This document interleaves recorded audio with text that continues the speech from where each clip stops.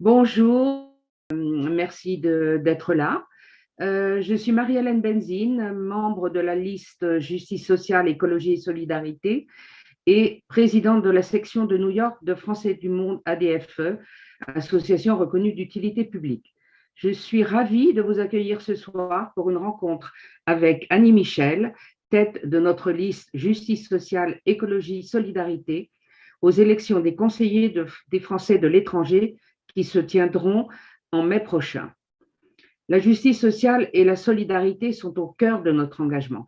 C'est pourquoi nous vous proposons aujourd'hui d'aborder un sujet qui touche de nombreux résidents de la circonscription, comme nous pouvons le constater d'ailleurs avec le nombre de participants que nous avons ce soir. Nous allons donc aborder avec vous le thème suivant ce soir, comment prendre sa retraite française quand on est résident aux États-Unis. Mais avant cela, permettez-moi d'ouvrir une parenthèse.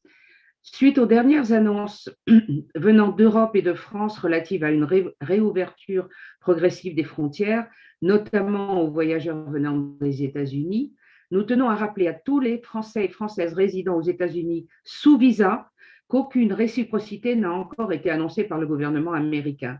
Donc, toute Française, tout Français, autres que les binationaux et les résidents permanents, c'est-à-dire détenteurs d'une carte verte, qui se rendraient en France, doit s'assurer qu'il pourra bien revenir sur le territoire américain. Le site du Consulat général de France met régulièrement à jour les informations des autorités américaines sur ce point. Surtout, soyez vigilants. Ne vous fiez qu'aux informations officielles. Certaines annonces sont plus des effets de manche qu'autre chose et ne doivent pas être prises au pied de la lettre. Nos conseillers des Français de l'étranger sont d'ailleurs à votre disposition pour répondre à vos questions sur ce sujet, comme sur bien d'autres. Vous pouvez les contacter directement à l'adresse email que nous mettons dans le chat, contact@réseau-écosolidaire, tout en minuscule.com. Maintenant, place à notre sujet du jour et à notre intervenante.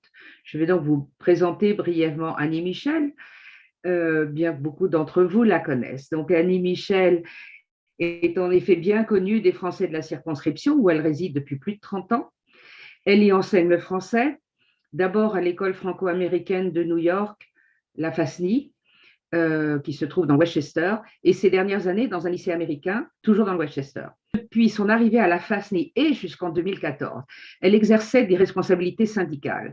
Elle défendait les dossiers individuels d'enseignants, notamment les questions de notation des professeurs.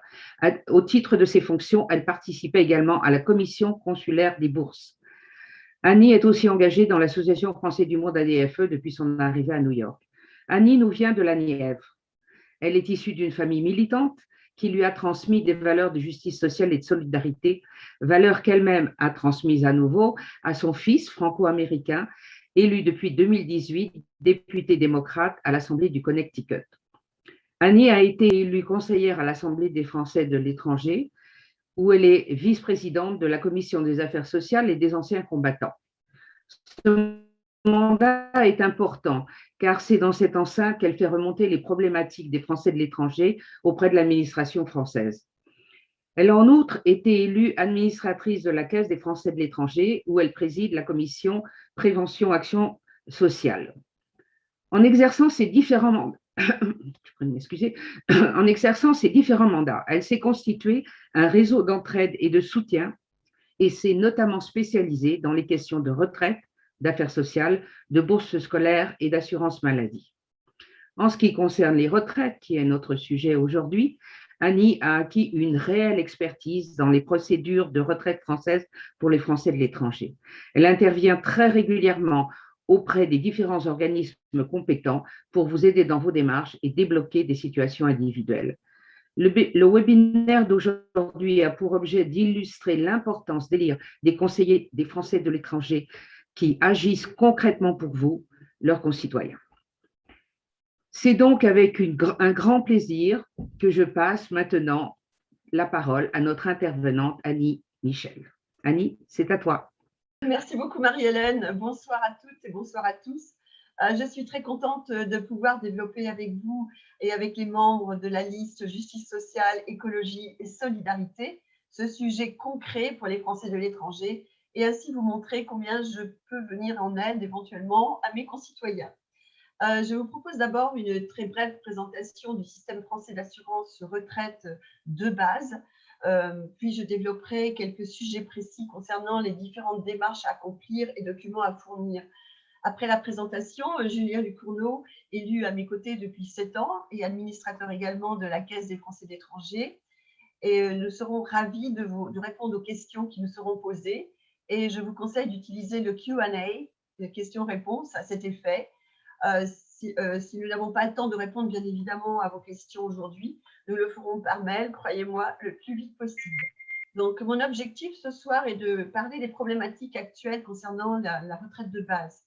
Mais je vais donc passer en système screen share, comme on dit, partage d'écran. Voilà.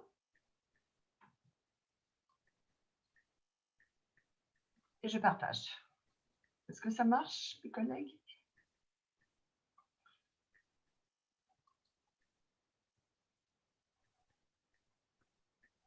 Mon ordinateur est un petit peu lent.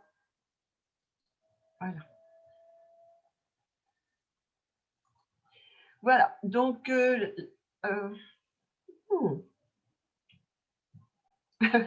comment prendre sa retraite française quand on est résident aux États-Unis? Donc, la première chose, si vous souhaitez prendre votre retraite française, il faut avoir les conditions d'âge de départ. Donc, je vous ai mis un petit tableau, je ne vais pas le discuter parce que bon, si vous êtes né, vous pouvez le trouver facilement sur le site internet. Je vous ai donné tous les liens après. Vous avez un simulateur info retraite aussi. Donc, si vous êtes né en 52, alors l'âge légal de la retraite, du départ de la retraite est de 60 ans 9 mois. Si vous étiez né en 1950, c'était 60 ans. Mais de plus en plus, on se rapproche des 62 ans. Actuellement, le départ légal est de 62 ans, avec une décote si vous n'avez pas assez de trimestres, et 67 ans sans décote, c'est-à-dire avec une retraite pleine. Le nombre de trimestres demandés actuellement est de 172, enfin, depuis 2019, c'est-à-dire il faut avoir cotisé à une caisse de retraite pendant 43 ans pour avoir un taux plein. Vous avez une majoration, bien entendu, si vous avez des enfants. Donc, c'est normalement 4 trimestres par enfant né après le 1er janvier 2010 pour la maman, et puis une majoration de 4 trimestres pour enfants adoptés ou élevés, qui peut être attribuée aussi bien au papa ou à la maman. Il faut avoir au moins 8 trimestres de cotisation pour pouvoir demander une majoration. Deuxième slide, pardon. Comment calculer sa retraite? Alors, je ne vais pas vous donner la règle de 3, mais vous la trouverez facilement sur le simulateur Info Retraite. Le montant de votre pension, elle dépendra du salaire annuel moyen de base qu'on appelle le SAM dans la limite du plafond. Actuellement, au 1er janvier 2021, le plafond mensuel est de 3 428 €, calculé sur les 25 meilleures années de salaire et de la durée de cotisation à la caisse de retraite française. Le taux est ce que l'on appelle, est au maximum de 50%. C'est ce qu'on appelle le taux dit plein. Et la durée d'assurance au régime général est calculée par rapport à la durée maximum retenue qui varie selon l'année de naissance de l'assuré, comme je l'ai montré sur la première slide. Voici, alors bien entendu, il y a eu une convention bilatérale de retraite sociale pour les pensionnés. Donc, vous pouvez cumuler les années cotisées aux États-Unis à partir du moment où vous avez travaillé pendant 10 ans minimum, et la retraite cotisée également en France, qui vont s'ajouter. Donc, la Social Security, c'est un faux aux amis, comme vous le savez, en fait, c'est l'assurance retraite qu'on appelle les sécurités sociales aux États-Unis. Donc, il faut avoir effectivement cotisé pendant 10 ans au minimum pour pouvoir la toucher à partir de l'âge de 66 ans ou 71 ans cette année. Avant, c'était 70 ans, c'est passé à 71 ans. Vous n'avez que cela comme retraite obligatoire, en fait. C'est un prélèvement obligatoire si vous travaillez. Ensuite, vous avez les plans personnels et les plans où l'employeur peut absolument abonder, c'est ce qu'on appelle les 401k et 401(b). Et vous avez l'IRA, qui est la retraite individuelle par capitalisation. C'est là où on va certainement se diriger avec le gouvernement actuel. En France, nous avons le régime général, donc maximum 50% du salaire. Encore une fois, je parle de retraite de base, plafonnée à 3 428 € mensuels, donc 41 136 € annuels au 1er janvier 2021. Et vous avez également les cotisations aux USA, donc ce que vous aurez payé à Social Security qui viendra augmenter le taux de retraite en France. Les retraites, en plus en France, vous pouvez cotiser à la retraite complémentaire. Généralement, on a toujours au moins Argy Carco et peut-être Ircantec, sauf quand on est enseignant. Vous pouvez demander votre relevé de carrière dès 55 ans. Et vous avez le site à l'assurance retraite qui vous pouvez vous inscrire et là, vous aurez rapidement votre relevé de carrière.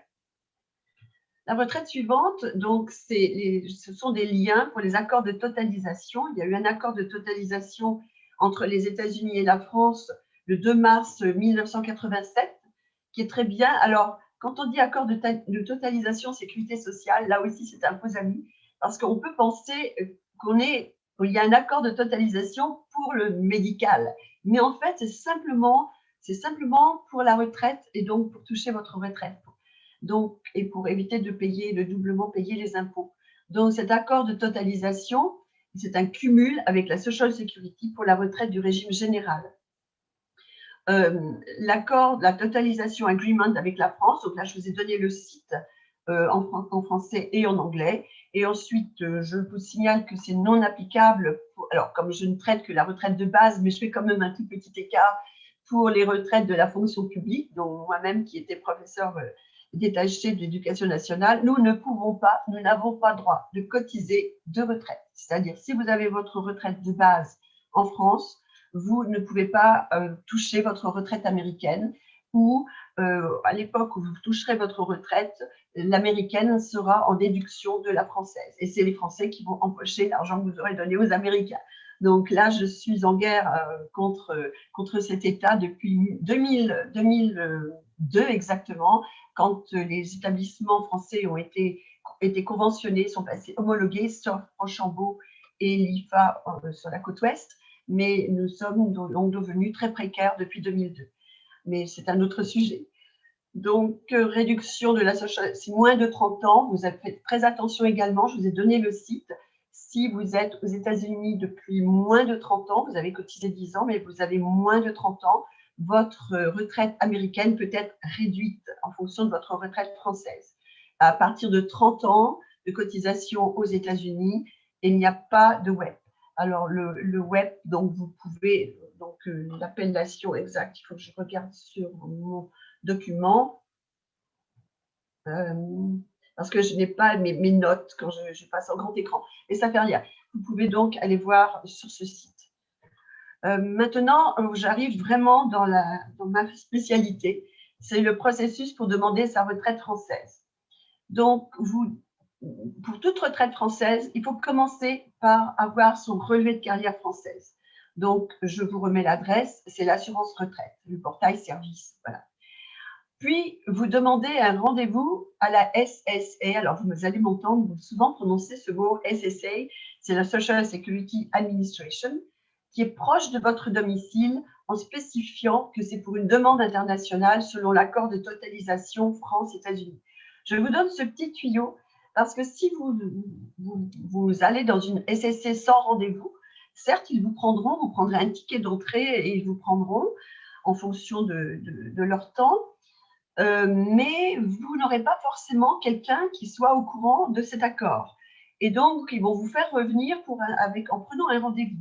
Donc, immédiatement, prenez un rendez-vous. Ça prendra peut-être plus de temps qu'un rendez-vous normal parce qu'ils vont vous donner quelqu'un qui est bien au courant de l'accord de totalisation entre la France et les États-Unis. D'autre part, ils vont vous demander de remplir le SSC. C'est un formulaire que vous trouvez en ligne d'ailleurs, 2490.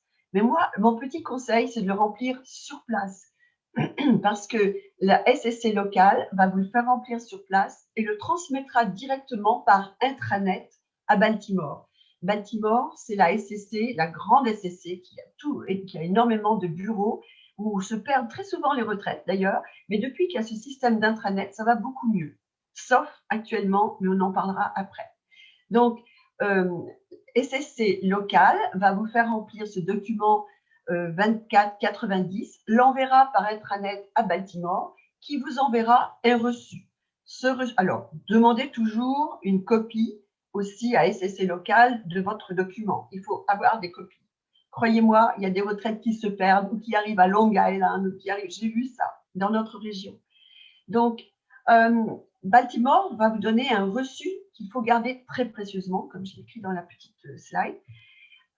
C'est la preuve que vous avez fait votre demande de retraite.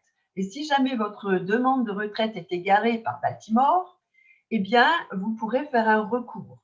Là, je connais quelqu'un depuis très longtemps qui m'aide, quand il y a un recours, à débloquer la retraite. Alors, je vous en parlerai après, enfin, le montant de votre retraite. Le chemin du transit, donc SSC Baltimore va l'envoyer à l'ambassade américaine de France à Paris, qui elle-même, donc intranet, donc ça va être très vite, qui elle-même va l'envoyer par contre par courrier postal à Tours, au Centre national de retraite française de Tours. Tours, c'est l'endroit qui récapitule, qui reçoit toutes les retraites qui viennent des États-Unis. Donc voilà, c'est le chemin. La caisse de Tours va de nouveau vous envoyer un dossier de retraite français, cette fois, à remplir. C'est assez énorme, mais bon, ça se remplit facilement. Et vous allez, par exemple, devoir vérifier si vous avez bien déclaré tout ce que vous avez travaillé toutes les années pendant lesquelles vous avez travaillé en France. Donc, vous allez attester que c'est bon. En général, ils ne se trompent pas beaucoup, mais il peut y avoir des erreurs.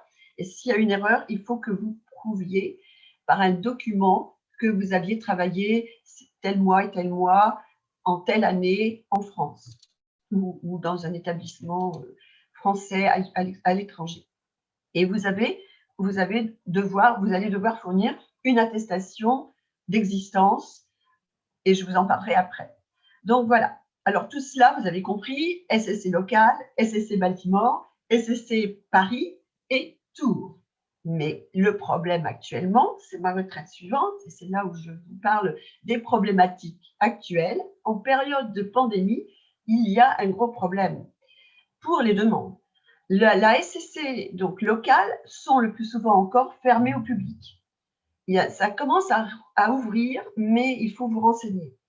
Donc, si vous ne pouvez pas aller sur place, il vous demande d'envoyer votre formulaire SSC 2490, de leur envoyer par courrier. Ils ne prennent plus rien par intranet, par Internet. Il faut qu'ils aient une adresse interne. Donc, il n'y a que leur intranet qui marche. Et elle le transmettra à la SSC de Baltimore. Mais Baltimore également est fermé au public. Et les employés sont en télétravail. Donc, si vous envoyez directement à Baltimore, ça peut se perdre, ça peut ne jamais être reçu, et il y a un problème. Et eux, ils n'envoient pas actuellement de reçu. Donc, il y a des personnes qui ont demandé leur retraite il y a un an et ils n'ont toujours pas de reçu. Alors maintenant, au bout de 6 mois, on arrive à savoir. Donc, avec les liens locaux que j'ai de Baltimore, il y a entre autres une personne, un inspecteur de Baltimore, qui m'aide beaucoup à débloquer les retraites. Et je vous dis, avant même que je sois élue, j'avais déjà contacté ce monsieur. Eh bien, en fait, je lui ai demandé la dernière fois de donner une adresse dédiée pour les consulats, parce que je ne peux pas tout faire et c'est au consulat de faire cette demande. Donc, il est très gentil, il a procuré quelqu'un de Baltimore qui, cette fois-ci, répond. Donc, j'ai vérifié avec le consulat hier, ça marche bien, mais à condition que votre dossier ait au moins 6 mois. S'il n'a que 3 mois, vous n'allez pas pouvoir avoir de réponse actuellement parce que c'est l'embouteillage de demande.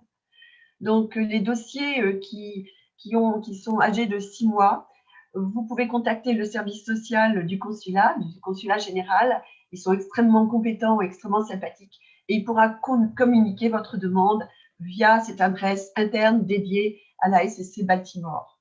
Donc, je vous rappelle le lien du consulat. Ensuite, l'attestation d'existence ou certificat de vie. On dit attestation d'existence ou certificat de vie. Très souvent, on dit certificat de vie, ça va plus vite. En fait, tous les ans, la caisse de retraite procède à des contrôles d'existence qui conditionnent le versement de votre pension. Donc, depuis le 1er avril 2019, le consulat ne peut plus délivrer cette attestation. Il faut donc passer par un notary public. Et nous sommes vraiment contre ce fait. Ça vient de la coupe graduelle que l'on fait avec les services du consulat. Depuis 2014, la commission des affaires sociales, dans laquelle je suis, comme vous l'a dit Marie-Hélène, vice-présidente des affaires sociales et des anciens combattants, nous nous battons tous les ans. Nous allons passer une semaine pleine de travail en commission à Paris, au ministère des Affaires étrangères, et 2 fois par an, nous nous battons pour vos dossiers. Donc, c'est très important et c'est là où on peut faire avancer les choses. C'est lent, mais on y arrive. Donc, depuis 2014, cette commission demande justement la modernisation et la dématérialisation des certificats de vie, mais tout en pensant aux seniors qui n'ont pas d'outils informatiques, parce qu'on a tendance à les oublier. Par exemple, aux États-Unis, maintenant, on peut envoyer notre demande dématérialisée, mais simplement 35% des demandes sont dématérialisées. C'est-à-dire que les 65% sont des demandes papier. Et en ce moment, il y a un gros problème de blocage. Donc, vous voyez le problème. Il faut vraiment essayer de vous mettre sur le site Info Retraite, parce que là, vous allez pouvoir… il y a 35 régimes de retraite obligatoires qui ont été repris par Union Retraite. Union Retraite, ce n'est plus la CNAV maintenant qui reçoit, tout a été mutualisé depuis 2013. Et depuis 2013, il y a eu ce service Union Retraite qui a été mis en place, mais il ne fonctionne que depuis 2019, parce que de 2017 à 2019, le gouvernement a coupé toutes les entrées. Donc maintenant, ça reprend un petit peu.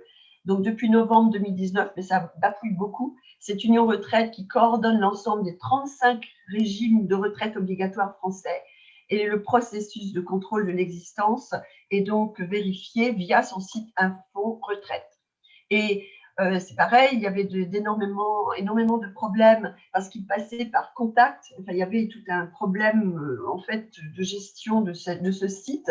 Et encore une fois, à l'Assemblée des Français de l'étranger et notre commission des affaires sociales et des anciens combattants, nous avons interviewé, auditionné chaque fois que nous avions commission le directeur d'Union Retraite pour lui demander de nous donner une autorité locale, c'est-à-dire de nous donner une adresse dédiée qui ferait que nous puissions stopper, débloquer les montants de retraite bloqués. Alors, depuis, les personnes qui reçoivent des retraites françaises tout en résidant à l'étranger peuvent transmettre par Internet les justificatifs qui leur sont réclamés annuellement. Mais ils doivent être validés par une autorité locale américaine. C'est ce qu'on appelle le notary public. À ne pas traduire en notaire, parce qu'un notaire, ce n'est pas la même chose. Le notary public peut avoir son certificat en 3 semaines d'études et il peut attester par un tampon votre retraite. Et votre certificat de vie passe automatiquement par cette personne. Avant, c'était par le consulat, donc maintenant, c'est par le notary public. Le délai d'envoi des certificats de vie, donc je vous en ai parlé un petit peu, le gouvernement a décidé, alors ça c'est un autre problème qui vient d'arriver, qui est arrivé en fait le 2 avril, c'est paru le 3 avril au journal officiel. Le gouvernement a décidé le 2 avril 2021, en pleine pandémie, de garder le délai de transmission à 1 mois, rendant toujours difficile l'acheminement dans les délais des certificats de vie, notamment, enfin pas que pour les États-Unis, pour le Chili, il y a énormément de pays où le courrier postal va très mal et donc il y a un grand problème d'acheminement. Ce qui provoque de nombreux problèmes, donc par exemple la réception du courrier postal qui arrive parfois après la date due. Et justement, cet après-midi, en revoyant ma présentation, une personne m'a écrit, il y en a une déjà cette semaine, qu'elle vient de recevoir son certificat de vie d'Info Retraite et il faut le renvoyer pour demain. Et j'en ai eu une lundi qui m'avait envoyé également un document et il fallait le renvoyer pour le mois de mars. C'est arrivé également à mon mari et moi. Donc, on peut recevoir la demande de certificat de vie après la date à laquelle il est dû. Donc, vous voyez le problème. Donc, la bonne nouvelle, c'est que suite à nos demandes, au Conseil, donc, je vous l'ai dit, dans ma commission ma commission sociale de l'AFE, de l'Assemblée des Français de l'étranger, il est désormais établi que les conseillers peuvent transmettre les certificats d'existence de leurs administrés dûment validés par une autorité. Donc, si vous avez un gros problème de blocage, eh bien, vous pouvez, si vous ne pouvez pas l'envoyer, vous pouvez m'écrire à mon adresse de l'Assemblée et de mon adresse de l'Assemblée seulement. Je peux l'envoyer à une adresse dédiée d'Info Retraite. Et là, j'alerte sur le fait que la personne ne reçoit pas sa retraite due. Et là, ils peuvent débloquer en fonction du régime de retraite. Donc, avec la CNAV, ils peuvent vous débloquer facilement votre retraite. Et bien évidemment, vous ne perdez pas d'argent. L'argent, vous le récupérez. Donc, voilà ce que je voulais vous dire à ce sujet. Pour demander sa carte vitale, donc lorsque vous êtes retraité, alors si vous êtes à la CFE vous donne la carte vitale. Mais si vous n'êtes pas à la Caisse des Français de l'étranger, vous pouvez la demander au fameux CNAREF, c'est-à-dire le Centre national des retraités de France à l'étranger. Et voici l'adresse. Donc, vous aurez bien évidemment accès à ces slides. Donc, vous aurez tous les liens. La couverture. Alors maintenant, le gros problème sur lequel je suis penchée depuis très longtemps, c'est la couverture sociale d'un retraité lors de ses séjours temporaires en France. Avant le 1er juillet 2019, toute personne qui percevait une pension de vieillesse ou d'invalidité était affiliée à la sécurité sociale et bénéficiait de la carte vitale pour les soins temporaires en France. Donc, c'est-à-dire que si vous revenez en France, il n'y a pas de problème, vous êtes couvert, vous êtes pris avec il y a 3 mois de carence, mais vous êtes pris par la sécurité sociale, par la PUMA plus exactement, la protection universelle maladie. Mais si vous êtes résident aux États-Unis et que vous avez une maison de loisirs où vous allez rendre visite à votre famille en été ou n'importe quand, vous pouvez très bien bénéficier des soins médicaux en France, puisque de toute façon, si vous réglez votre retraite, il y a les prélèvements. La loi de financement de sécurité sociale du 22 décembre 2018, qui est sortie en catimini, on l'a découverte qu'au mois de mars 2019, lorsque nous étions à l'Assemblée. J'en ai profité pour interroger le secrétaire d'État qui était en pleine réception de questions-réponses, et je lui ai demandé justement ce que signifiait ce décret, c'est-à-dire cette loi qui impose une durée de cotisation à une caisse de retraite française qui passe de 3 mois à 15 ans. Donc c'est un grand écart. On peut comprendre que 3 mois, ce ne soit pas beaucoup, mais c'était un acquis. Et donc, les personnes comptaient sur cet acquis. Ça touche beaucoup de Français. Ça peut toucher des Français qui vivent aux États-Unis, par exemple, qui sont pigistes, qui n'ont pas de salaire américain, donc qui n'ont pas de Medicare et qui n'ont pas de salaire français, mais qui avaient cotisé avant à leur retraite, à leur caisse de retraite française et qui peuvent donc bénéficier de soins médicaux lorsqu'ils vont en France. Et lorsqu'ils vont en France pour un séjour réduit, temporaire, ce ne sont pas des soins lourds, donc ça ne coûte pas très cher à la France. À compter du 1er juillet 2019, seuls les résidents étrangers pouvant justifier de 15 années de cotisation au titre d'un régime français pourront donc désormais prétendre à la prise en charge de leurs frais de santé lors de séjours temporaires en France. 15 ans. Nous avons réagi très vivement, comme vous avez dû le savoir. J'ai des enregistrements qui peuvent vous donner les interventions. Également, si vous allez sur le site de l'Assemblée des Français de l'étranger, vous avez les interventions, les questions écrites que j'ai posées et les réponses qu'ils nous ont données. Donc, il y a eu quand même une réaction très vive. Et je vous signale que notre députée et Madame Genté ont signé cette loi. Donc, maintenant, suite à nos réactions, l'article de loi a été modifié de cette façon. Les retraités avant le 1er juillet 2019 ayant cotisé moins de 5 ans à une caisse de retraite sont radiés. Les radiations arrivent maintenant. C'est pourquoi nous vous avons alerté, Julien et moi, dans une infolettre en vous disant que, attention, les personnes commencent à recevoir simplement maintenant des lettres qui les radient, qui leur signalent qu'ils ont jusqu'à la fin avril pour être radiés ou ils ont 1 mois pour prendre une assurance différente et ils sont radiés de la Caisse des Français, ils sont radiés de la Sécurité sociale et ils perdent leur carte vitale. Il y a une deuxième, alors notre député nous avait dit que ça ne touchait que 200 personnes. C'est faux. Ça touche 1600 personnes, nous avons le chiffre officiel.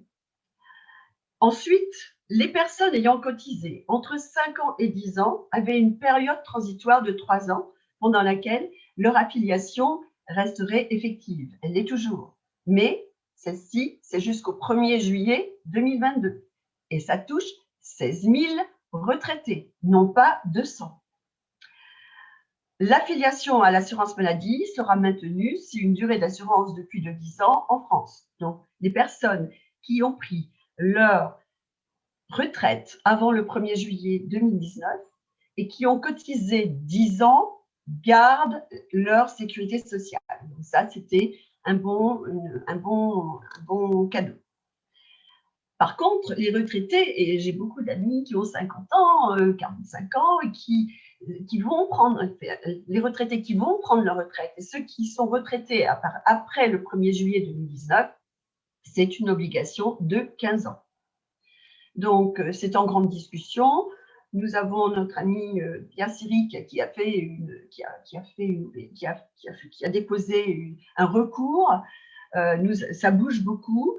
Alors, nous faisons tout notre possible, nous aussi, dans notre liste, pour essayer de changer les choses. Mais pour l'instant, la loi est telle.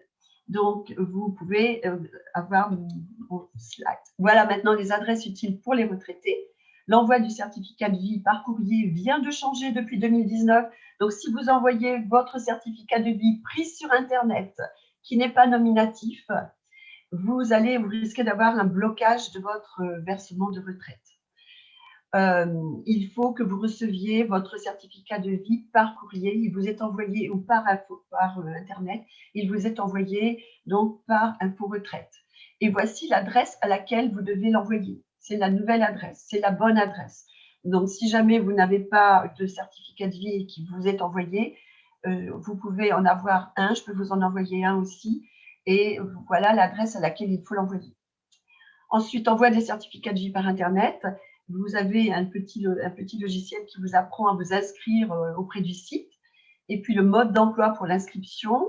Et pour débloquer une retraite française, ben encore une fois, vous pouvez m'écrire ou vous pouvez écrire à tous les conseillers de l'Assemblée des Français de l'étranger. Donc, vous avez la liste sur le site de l'Assemblée des Français de l'étranger. Les adresses utiles retraite, donc maintenant, je vous ai mis alors ce sont que des adresses utiles. Vous avez donc les centres de liaison européenne internationale, c'est le fameux CLACE, qui est très, très bien fait et qui pourra vous renseigner sur votre retraite. Pour calculer votre retraite, je vous rappelle l'adresse du simulateur. Vous avez également un guide d'information retraite des expatriés qui est très, très bien fait. J'ai vérifié de nouveau cet après-midi, tous les liens sont actifs. Pour calculer la date de votre départ à la retraite, aussi pour calculer le nombre de trimestres d'assurance exigé pour bénéficier d'une retraite à taux plein. Voici donc les sites. Et pour la retraite via la Caisse des Français de l'étranger, la CFE, mais vous pouvez poser vos questions à Julien, parce que je pense qu'il y a déjà des questions, donc il répondra après. Voici donc maintenant le prochain webinaire qui va se dérouler le jeudi 6 mai. C'est Éducation à New York, bourse scolaire, établissement francophone, classe bilingue et enseignement supérieur. Donc, inscrivez-vous et puis nous serons quelques-uns de notre liste à vous répondre. Voilà, je vous remercie et je passe maintenant la main à Jean pour les questions-réponses. Je vous remercie et j'arrête le stop share. Alors, merci beaucoup Annie pour cette excellente présentation. On va maintenant passer à la séance de questions et réponses. Je dois dire qu'on a reçu beaucoup de questions, donc c'est excellent.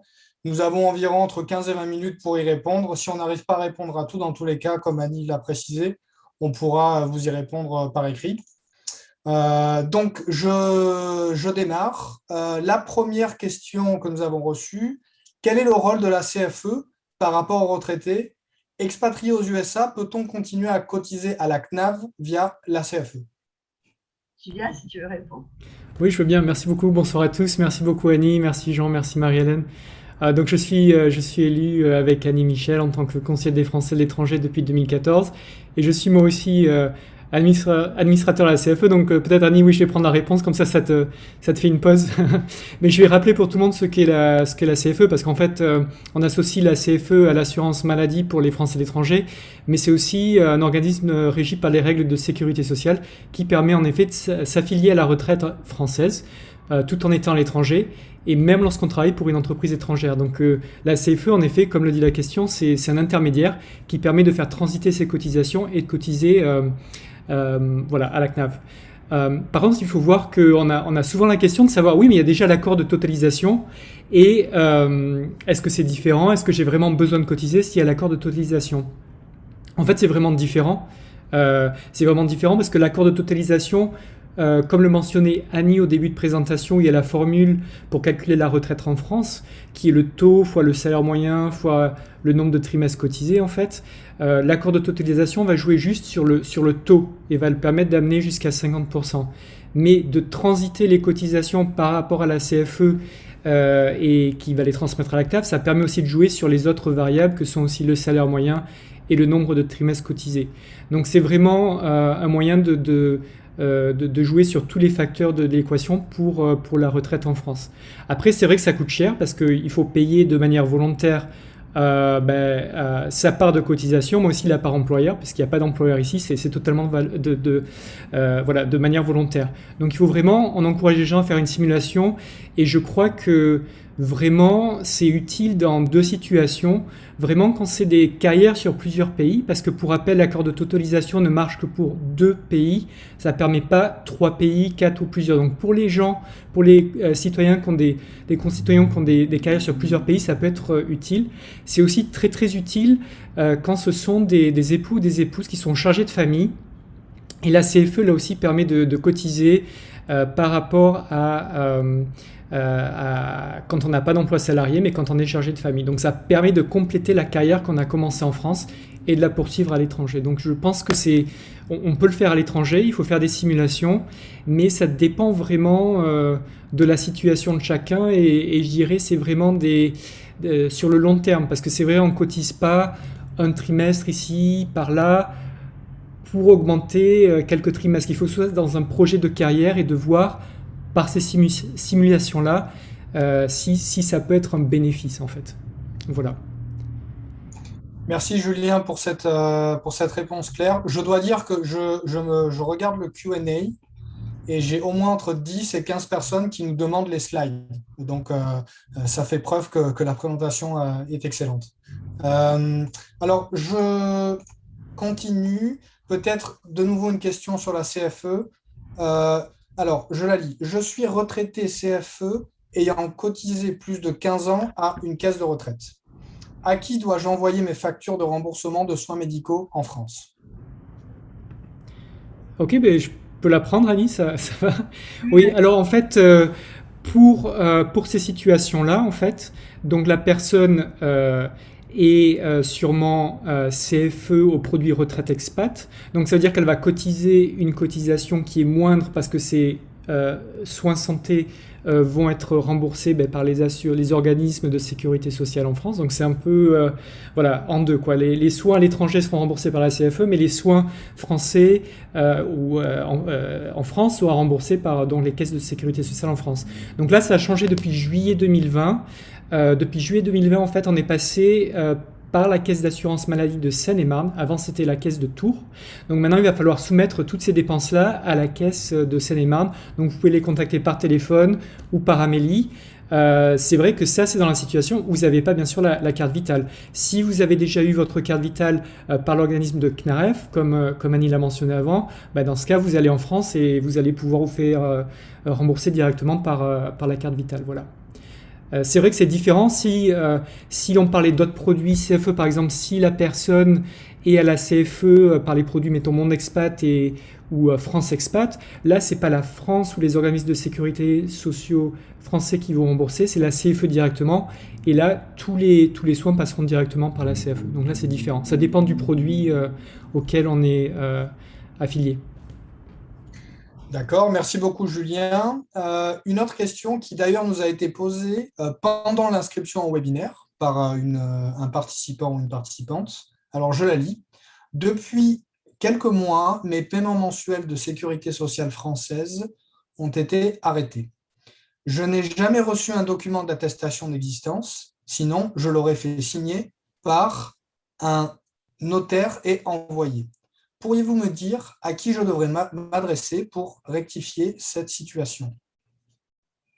Oui, je veux bien répondre à cette question.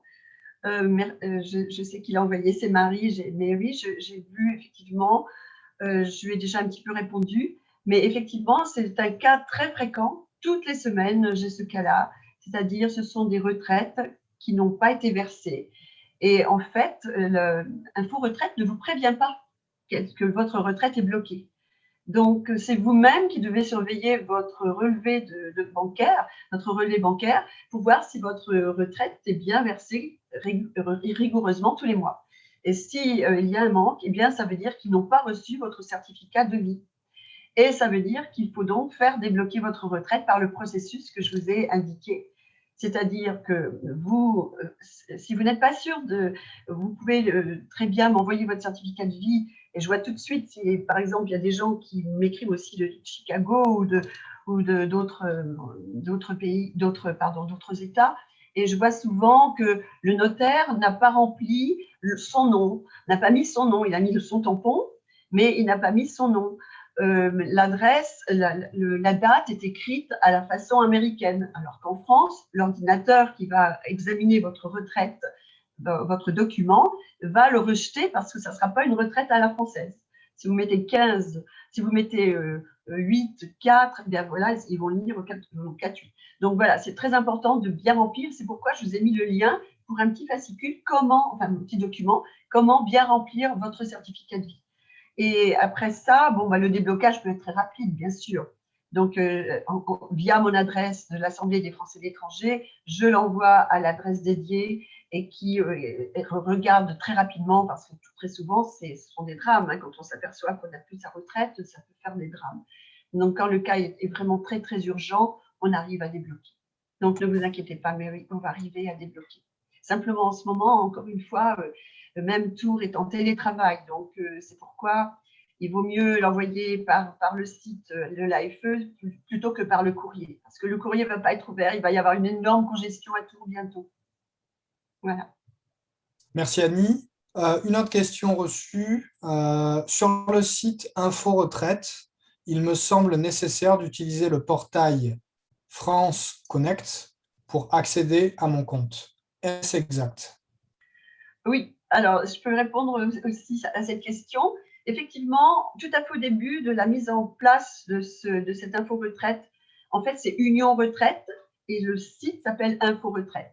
Et en fait, Info Retraite, ça devait passer par la connexion. Par exemple, si vous payez vos impôts en ligne, vous avez une connexion France Connect. Ou si vous avez Amélie, si vous êtes sur Amélie pour la sécurité sociale, vous passez par France Connect. Donc avant, lorsque vous vous adressiez à Info Retraite, il fallait automatiquement passer par France Connect. Il y a énormément de gens qui ne sont pas à France Connect et qui étaient bloqués.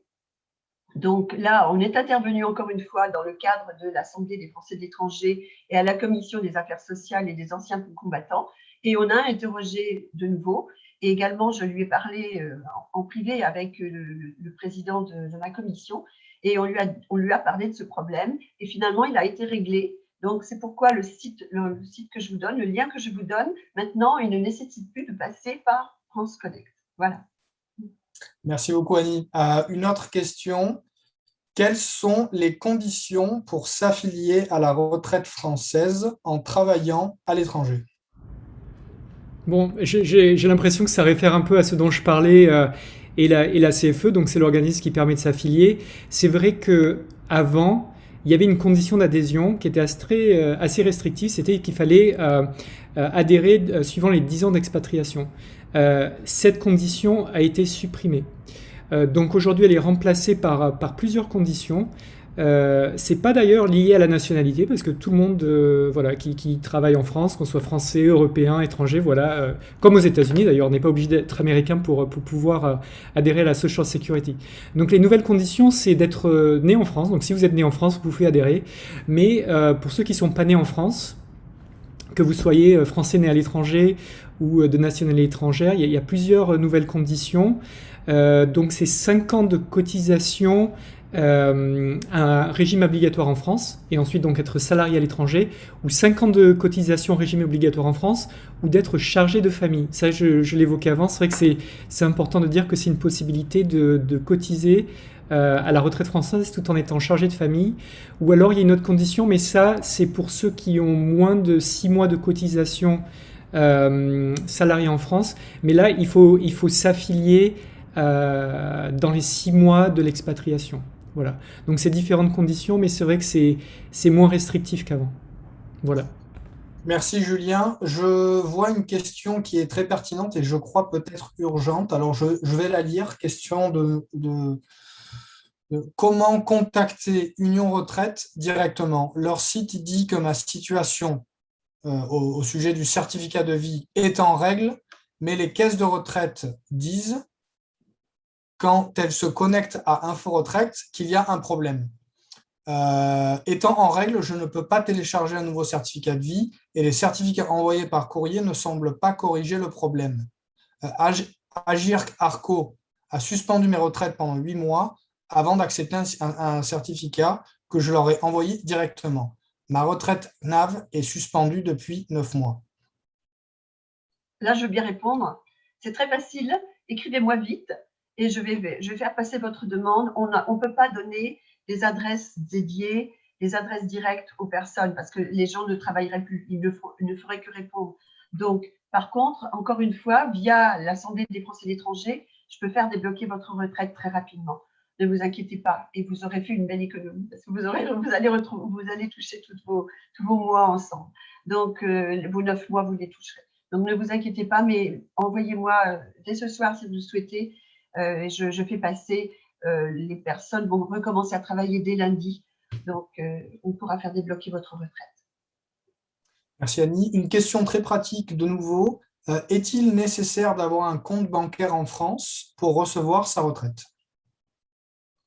Je peux répondre, Julien? Non, pas du tout. Vous pouvez faire virer votre retraite soit sur un compte en France ou soit aux États-Unis. Je me suis occupée pas mal de demandes aussi de personnes qui avaient un compte en France et qui faisaient verser leur retraite sur un compte français et qui veulent maintenant, qui vieillissent et qui voyagent moins, le récupérer ici aux États-Unis. Il n'y a aucun problème. Il faut simplement fournir un chèque barré, un chèque américain barré, puisque ce ne sont pas les mêmes références bancaires. Il faut donner un chèque barré. Et puis, j'ai également un document à remplir.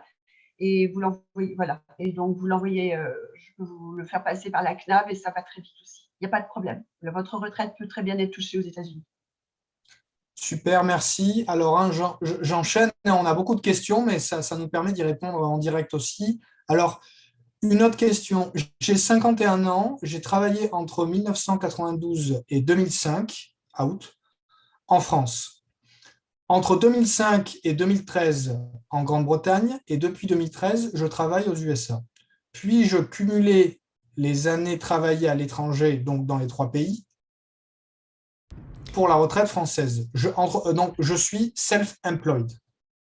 Ok, je veux bien prendre ça là parce que justement, c'est un exemple où il faut faire très attention et des simulations en fait. Vous êtes dans une situation où en fait, si vous essayez de faire jouer l'accord de totalisation entre la France et les États-Unis, en fait, ça ne prend en compte que 2 pays à la fois. Donc, vous ne pouvez pas jouer sur ça pour ensuite faire venir en compte les années travaillées en Grande-Bretagne, au Royaume-Uni pour augmenter le taux. Donc c'est là où il faut faire des simulations et c'est vrai que vous êtes peut-être dans une catégorie où il faudrait voir si une cotisation volontaire à l'assurance française pourrait améliorer votre retraite lorsque vous la liquiderez dans plusieurs années. Voilà. Donc c'est un rappel que pour les carrières qui sont faites sur plus de 2 pays, la France, un autre pays plus encore un autre, justement les accords de totalisation ne marchent pas. Il faut faire une simulation entre la France plus les États-Unis ou la France plus la Grande-Bretagne, voir le plus avantageux et voir si c'est avantageux d'autre part de cotiser de manière volontaire à l'assurance retraite en France. Voilà. Merci Julien. Une question intéressante ici. Les démarches sont-elles les mêmes pour des personnes qui comptent rentrer en France à terme et bénéficier de la retraite en France? Je peux répondre. Excellente question. Effectivement, je n'ai pas dit tout à l'heure dans mon exposé, mais vous pouvez très bien faire vos demandes. C'est le même document, celui de France. Donc, soit vous prenez votre retraite en France, mais vous ne devez pas être résident aux États-Unis. Si vous êtes résident aux États-Unis, vous devez passer, c'est la loi, par l'accord de totalisation. Si vous êtes en France, par exemple, pendant un voyage, vous pouvez faire votre demande, bien sûr, mais lorsque vous reviendrez sur le sol américain, la SEC vous demandera des comptes. Donc, faites attention à ça. Mais sinon, c'est le même document. Celui que va vous envoyer Tour, c'est le même document, celui que vous aurez en France. Si vous revenez, si vous faites un retour définitif en France et que vous voulez prendre votre retraite en France, c'est le même document. Merci. Une autre question. Comment est calculé le salaire de base quand on a passé la moitié de sa carrière en France et l'autre aux USA? Ok, bon, je vais l'apprendre. C'est un peu technique. Alors, je pense que le salaire de base, donc on parle de la retraite française. Donc, quand on parle de la retraite française, il y a deux possibilités. Alors, soit la personne n'a pas cotisé de manière volontaire, ou soit la personne a cotisé de manière volontaire. Donc, premier cas de figure, la personne n'a pas cotisé de manière volontaire.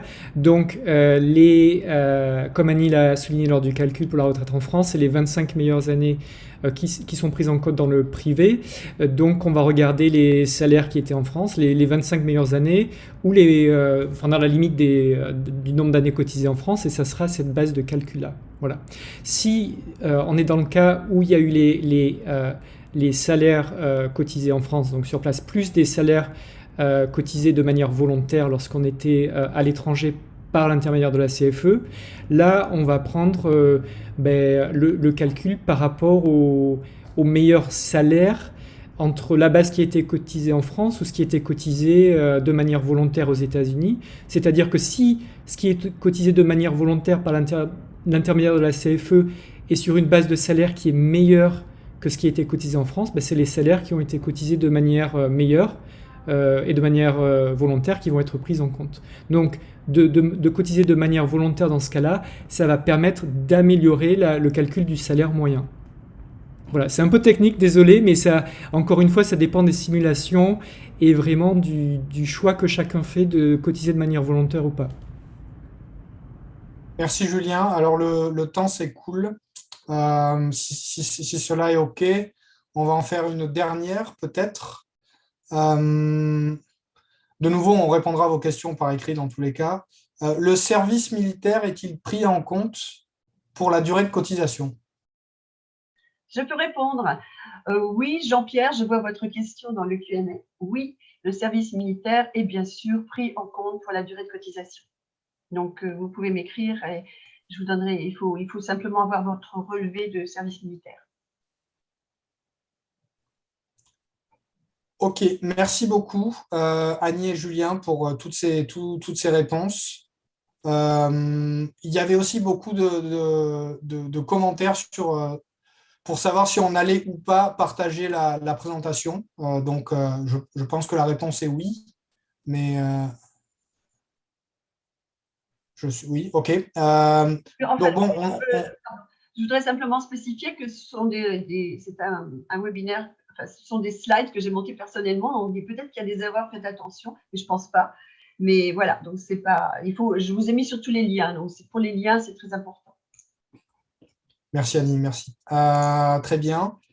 Donc bon, on approche la fin du webinaire. Il est déjà 8h27. J'aimerais redonner la parole à Marie-Hélène pour qu'elle puisse conclure cet excellent webinaire sur les retraites. Merci Jean et merci à toutes et à tous les participants pour vos questions variées, vraiment très intéressantes sur les recettes françaises. Compatriotes sur ce sujet, nous sommes heureux d'avoir pu vous montrer aujourd'hui à quel point les élus de proximité qui connaissent les problématiques des Français de l'étranger sont importants pour nos compatriotes. Merci également à Julien qui a répondu à plus ou moins la moitié des questions, n'est-ce pas? Donc, vous voyez que nous avons deux élus qui sont vraiment au fait des questions de retraite et nous donc voulons vous saisir cette occasion pour vous rappeler l'importance d'accomplir notre devoir civique en votant pour les élections des Français de l'étranger, donc à partir du 21 mai par Internet et le 29 mai à l'urne au Consulat général de France, pour élire vos conseillers des Français de l'étranger. Je voudrais rappeler, comme l'a déjà indiqué Annie, que nous avons la semaine prochaine un webinaire sur l'éducation en français à New York, dans notre circonscription. Et donc, vous pouvez d'ores et déjà nous inscrire en allant sur le site internet de notre campagne. Donc, ce webinaire se tiendra le jeudi 6 mai à 19h30.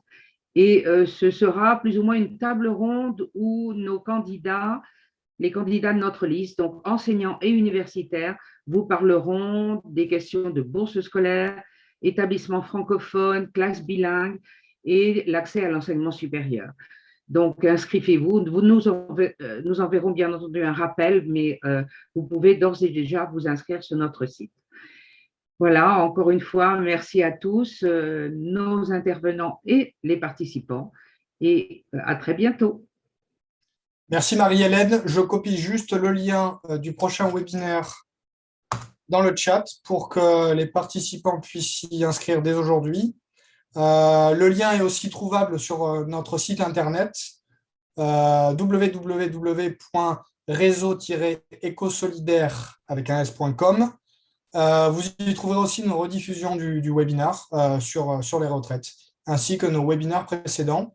J'aimerais aussi vous rappeler brièvement notre présence sur les réseaux sociaux. Donc, on est sur Facebook, réseau.écosolidaire, Twitter, écosolidaire NY et Instagram, écosolidaire NY.